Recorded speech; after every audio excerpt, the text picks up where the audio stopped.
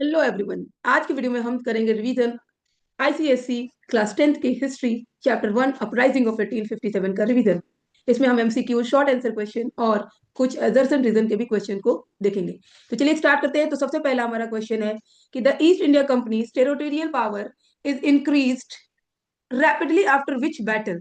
तो इसका जो सही जवाब होगा वो होगा battle of Plassey. Option B इसका सही होगा, क्योंकि बैटल ऑफ प्लासी के बाद ही जो ब्रिटिश का यहाँ पे पावर था वो ज्यादा बढ़ गया था। चलिए नेक्स्ट क्वेश्चन देखते हैं। तो नेक्स्ट क्वेश्चन हमारा है कि who introduced, next question is who introduce subsidiary alliance. तो सब्सिडरी अलायंस किसने इंट्रोड्यूस किया था? सब्सिडरी अलायंस जो था वो इंट्रोड्यूस किया था लॉर्ड वेलेस्ली ने। लॉर्ड वेलेस्ली ने। अब यहाँ पे एक डॉक्ट्रिन ऑफ लैप्स भी पूछा जाएगा। तो doctrine, D for doctrine and D for Dalhousie. तो doctrine of lapse is introduce was introduce by Lord Dalhousie and एक सब्सिडरी अलायंस तो वो लॉर्ड वेलेस्ली का हो जाएगा। नेक्स्ट क्वेश्चन हम देखते हैं।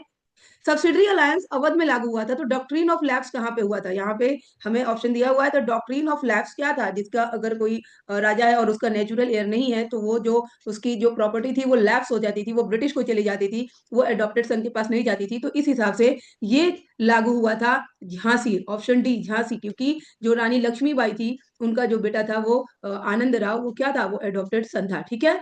नेक्स्ट हम देखेंगे कि नेक्स्ट हमारा क्वेश्चन क्या है। तो नेक्स्ट क्वेश्चन है कि विच वाज द फर्स्ट, ये बहुत बार पूछा गया है, which was the first kingdom to sign the subsidiary alliance. तो सब्सिडरी अलायंस साइन करने वाला जो सबसे पहला किंगडम था वो था ऑप्शन ए हैदराबाद। या हैदराबाद में जो था उसने सबसे पहले सब्सिडरी अलायंस साइन किया था और उसका एनेक्सेशन सब्सिडरी अलायंस के द्वारा ही हुआ था। ठीक है। अब नेक्स्ट देखते हैं हम, नेक्स्ट क्या है। तो नेक्स्ट जो क्वेश्चन है वो है which policy was introduced by Lord Dalhousie to annex Indian states. तो लॉर्ड डलहौजी अभी हमने पढ़ा, तो वो होगा option D, that is what, option D, no not option D, option C doctrine of lapse. D for Dalhousie, D for doctrine of lapse. तो ये हमारा हो गया इसका आंसर। नेक्स्ट क्वेश्चन हम देखते हैं। तो नेक्स्ट क्वेश्चन क्या है कि which state was annexed by the British on pretext of miss rule. Yes, pretext of miss rule के बेस पे किस स्टेट को नेक्स्ट किया था ब्रिटिश ने? तो इसका जो ऑप्शन होगा ऑप्शन सी अवध बिल्कुल करेक्ट होगा, क्योंकि अवध को मिस गवर्नेंस के बेस पे ही एनेक्स किया गया था और नवाब को बोला गया था कि वो कैपेबल नहीं है टेरिटरी को रूल करने के लिए। ठीक है। नेक्स्ट क्वेश्चन हम देखते हैं। नेक्स्ट हमारा है to which regiment Mangal Pandey belong. Yes, ये बहुत बार शॉर्ट आंसर में या फिर एमसीक्यू में पूछा जाता है। तो जो मंगल पांडे थे वो किस रेजिमेंट से बिलोंग करते थे या करते हैं? तो इसका ऑप्शन ए होगा 34th Bengal infantry. 34th Bengal infantry से बोल सकते हैं कि वो बिलोंग करते थे। ठीक है। अब ये तो हमारा कुछ हो गया यहाँ पे। ओके, इसके बाद हम नेक्स्ट क्वेश्चन भी देख लेते हैं कि नेक्स्ट क्वेश्चन क्या है। 10 एमसीक्यू होंगे I think. Which cartridges triggered resentment among sepoys in 1857। तो ये एक इमीडिएट कॉज भी था। तो इसका जो करेक्ट आंसर होगा वो होगा option A Enfield rifle cartridges, that was greased with cow and pig fat. और ये एक र्यूमर था जो कि रिलीजियस बिलीफ को ठेस पहुंचा रहा था और इसलिए इंडियंस को बहुत ज्यादा इससे परेशानी हो रही थी। तो नेक्स्ट क्वेश्चन देखते हैं। नेक्स्ट क्या है हमारा, देख, who led the revolt. Next question is who led the revolt in Kanpur. Who led the revolt in Kanpur. तो इसका जो who led the revolt in Kanpur, तो इसका जो सही जवाब होगा वो क्या होगा? कानपुर में रिवोल्ट को किसने लीड किया था? तो कानपुर में रिवोल्ट को लीड किया था नाना साहब ने। तो ऑप्शन बी हमारा बिल्कुल सही होगा। नेक्स्ट हम देखते हैं कि नेक्स्ट हमारा क्वेश्चन क्या कह रहा है, कौन सा है में किसने रिवोल्ट को लीड किया था? तो झांसी में रिवोल्ट को लीड किया था रानी लक्ष्मीबाई ने, या रानी लक्ष्मीबाई ने। इसके बाद जो नेक्स्ट होगा कि who led the revolt in Lucknow. Yes, next question हमारा यही होगा, who led the revolt in Lucknow. तो लखनऊ में रिवोल्ट को किसने लीड किया? तो वो थी बेगम हजरत महल क्योंकि वो बहुत ज्यादा दुखी थी और उनके मन में तभी से वो प्लॉट कर रही थी जब अवध के जो नवाब थे, ये अवध के नवाब की वाइफ थी, जब अवध के नवाब को वहां से जो ब्रिटिश थे उन्होंने हटाया, उसी समय से ये प्लॉट कर रही थी। ठीक है। नेक्स्ट क्वेश्चन हम देखते हैं। नेक्स्ट क्वेश्चन हमारा क्या है। तो नेक्स्ट क्वेश्चन है who was the governor general during the revolt of 1857। तो 1857 में गवर्नर जनरल कौन था? तो वो था ऑप्शन बी लॉर्ड कैनिंग। और लॉर्ड कैनिंग जो 1857 के बाद 1858 में जो गवर्नर जनरल का पोस्ट था वो चेंज करके वाइस राय का भी, वाइस राय का कर दिया गया। क्या कर दिया गया? पोस्ट कर दिया गया। यानी हमारे ये फर्स्ट वाइस राय थे कौन? Lord Canning. And last governor general भी हम इनका वो कह सकते हैं। ठीक है।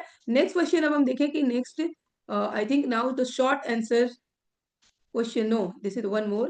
What was the immediate cause of the revolt of 1857? तो जो immediate cause था 1857 का वो था क्या? Introduction of Enfield rifle cartridges, जिसको मुंह से खींचना था, और ये रूमर था कि ये काऊ और पिग फैट से बना हुआ है। तो ये इमीडिएट कॉज था जो कि रिलीजियस बिलीफ को क्या कर रहा था, उनको आहत कर रहा था, वायलेट कर रहा था। अब हमारे पास शॉर्ट आंसर क्वेश्चन है, इसको हम देखेंगे और डिस्कस करेंगे। जैसे कि पहला क्वेश्चन है, why is the revolt of 1857 consider the first war of independence? और ये बहुत ही कॉमन क्वेश्चन है जिसको पूछा जाता है, और इसका आंसर है because it was the first large scale United uprising against British rule, involving soldiers, peasants, rulers, and common people with the aim of ending foreign domination, and which shook the foundation of what? British rule in India. इसलिए इसको, इसमें almost सब क्षेत्र के लोग जो थे शामिल थे, अमीर गरीब सब लोग शामिल थे, इसलिए इसको फर्स्ट वॉर ऑफ इंडिपेंडेंस बोला जाता है, क्योंकि इसने ब्रिटिश न्यू को इंडिया में हिला के रख दिया था। नेक्स्ट जो क्वेश्चन है वो है, how did doctrine of lapse contribute to the outbreak of the revolt?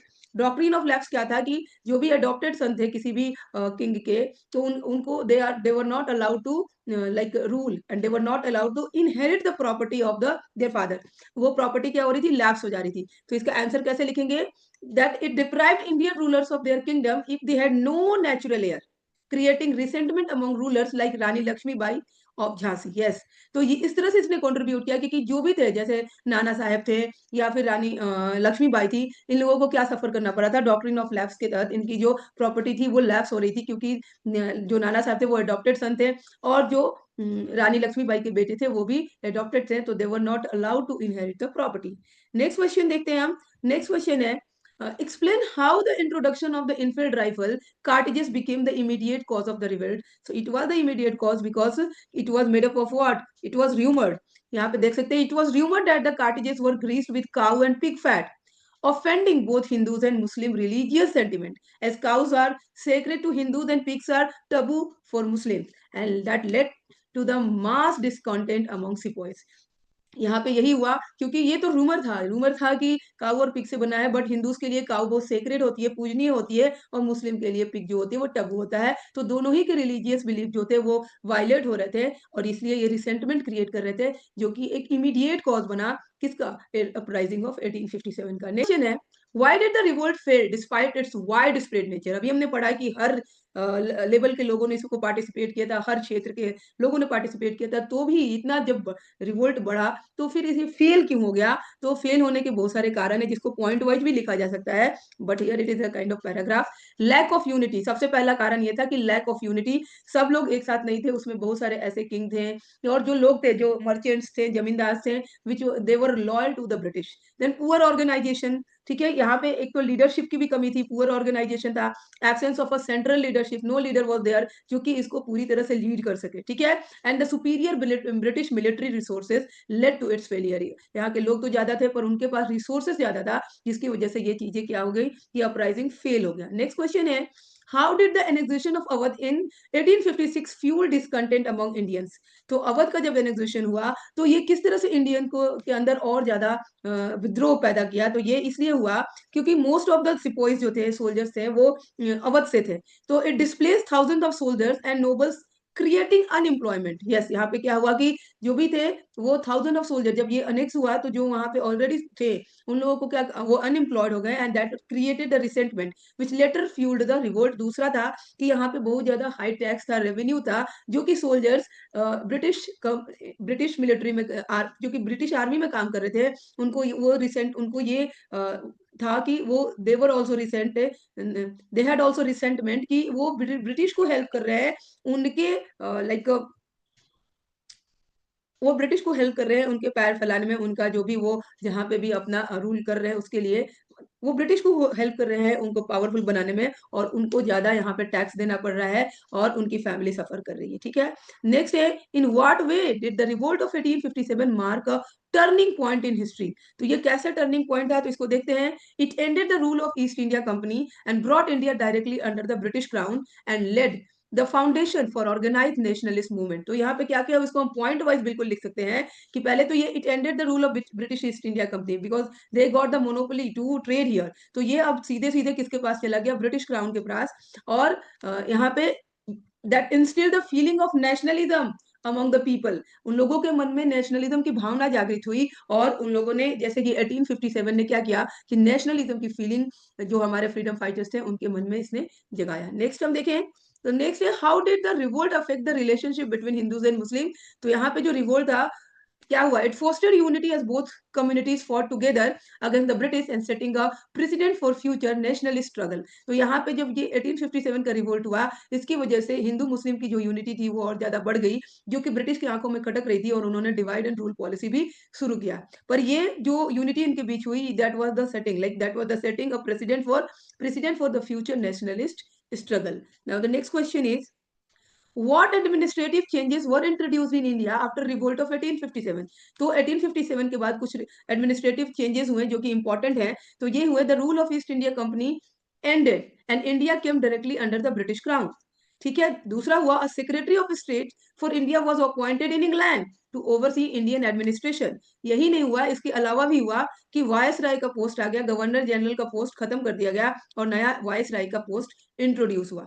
इसके बाद और भी कुछ हुआ जैसे कि नंबर ऑफ जो सिपोइस थे, सोल्जर्स थे, वो भी जैसे पहले ब्रिटिश कम और इंडियन ज्यादा थे, पर ज्यादा सेंसिटिव जगह पे अब क्या हुआ कि ब्रिटिश ज्यादा हो गए और इंडियन कम, और वो उन लोगों को बहुत एडवांस वेपन को यूज करने की को अलाउ नहीं किया जा रहा था। चलिए नेक्स्ट क्वेश्चन देखते हैं हम। How did the revolt of 1857 affect the Indian army? Indian army को किस तरह से इसने इफेक्ट किया, तो ये हम यहाँ पे देख सकते हैं कि the British organise the army to prevent future uprising, the proportion of European was increased, and Indians were divided on caste and regional lines to weaken unity among soldiers. तो पहले क्या था कि कहीं पे भी हमारे जो इंडियन आर्मी के लोग थे वो ज्यादा थे और ब्रिटिश कम थे, पर अब ब्रिटिश को ज्यादा और इंडियन को कम किया गया। इनके अंदर divide and rule, like Indians were divided on caste and religion line to weaken unity among soldiers, इनकी यूनिटी को कम करने के लिए। लाइक अब यहाँ पे हम और भी लिख सकते हैं कि European troops were kept in की ज्योग्राफिकल एंड मिलिट्री पोजीशन, कि जहाँ पे भी सेंसिटिव था या जो भी जो ज्योग्राफिकल और मिलिट्री के हिसाब से इंपॉर्टेंट थे वहां पे ब्रिटिश आर्मी को ज्यादा रखा गया। ठीक है, and then discrimination on the basis of caste, the region and religion was practiced in the recruitment of the army. Okay, and then they were like यहाँ पे the strength of European troops in India was increased and the ratio of European, पहले क्या था okay तो पहले जो ratio था 1:2 था और बाद में इसको क्या कर दिया गया, like it was fixed at 1:2, Bengal army and 2:5 Madras and Bombay armies, and practically the same ratio was maintain till the first war. यही मेंटेन किया गया, पर अब रेशियो को क्या किया गया, चेंज कर दिया गया। पहले 1:2 था कुछ जगहों पर, कुछ जगहों पर 2:5 था, but after the uprising of 1857 इसको कम कर दिया गया और ब्रिटिश आर्मी को ज्यादा, ब्रिटिश सोल्जर्स को ज्यादा जगहों पर रखा गया। ठीक है, अब next question, why general service enlistment act resented Indians? तो यहाँ पे एक जनरल सर्विस इनलिस्टमेंट एक्ट था जो कि 1856 में 7 में लॉर्ड कैनिंग के द्वारा लागू किया गया था, और इसके अनुसार क्या था, as per the act Indian soldiers could be sent overseas. Indian soldiers को ओवरसीज भी जाना था, जैसे वो दूसरे देशों में भी अपना क्या टेरिटरी बना रहे थे, और तो इसके लिए वो इंडियन सोल्जर्स को ओवरसीज ड्यूटी पे भेजते थे, and which was against the religious custom of Indian soldiers. Specially जो ब्राह्मण्स हैं उनको लगता था कि अगर वो ओवरसीज जाएंगे तो वो आउटकास्ट हो जाएंगे, उनको कास्ट से हटा दिया जाएगा, तो इसलिए ये भी एक रिसेंटमेंट का कारण था। नेक्स्ट क्वेश्चन है changes made by queen Victoria after 1857 revolt.